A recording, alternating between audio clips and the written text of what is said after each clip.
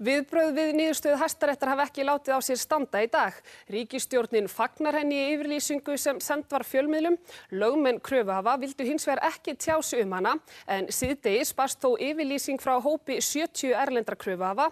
Þar segjast þeir hafa orðið fyrir vonbrigðum með Hæstarétt og íhugað málshöfðun gegn íslenskum yfirvöldum fyrir Mannréttindadómstóli Evrópu. En við skulum byrja á því að heyra fyrstu viðbrögð efnahags- og viðskiptaráðherra við úrskurði Hæstaréttar í dag. Þetta afskaplega mikilvægur áfangi, skiptir okkur mjög miklu máli.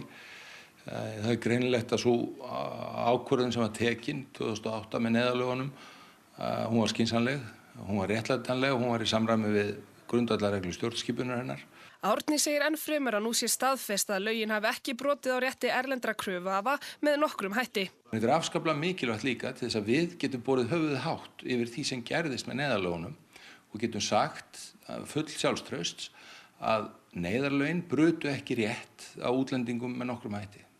Fjármálaráðherra segir rétt stjórnvalda til að grípa til neyðaráðstafana ríkan þegar verja þarf sjálft hagkerfið, en vert að minnast þess að hann sat hjá við afgreiðslu neyðarlagana á Alþingi á sínum tíma. En sjálfan grunn neyðarlagana og nauðsyn þess að fara út í slíkar aðgerðir var samstaða á sínum tíma og ég minni nú á að þáverandi stjórnarandstaða greiddi götu málsins og stóð að því að það var afgreitt á örfáum klukkutímum.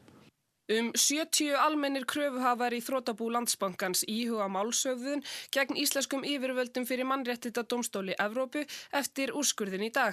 Í yfirlýsingu sem þeir senda frá sér segir að þeir hafi orðið fyrir vonbrigðum með niðurstöðu Hæstaréttar. Neyðarlögin gangi gegn grundvallarréttindum sem kveðið er á í stjórnarskrá Íslands og Mannréttindasáttmála Evrópu. Árni segist ekki óttast slíka málshöfðun. Það er líka alveg ljóst að það verður þrautin þyngri fyrir einhverja kröfuhafa og vogunarsjóði að sýna fram á það að þeir hefðu verið betur settir með efnahagslegu alkúli á Íslandi, algjöru verðhruni allra eigna og gjaldþroti allra fyrirtækja landsins.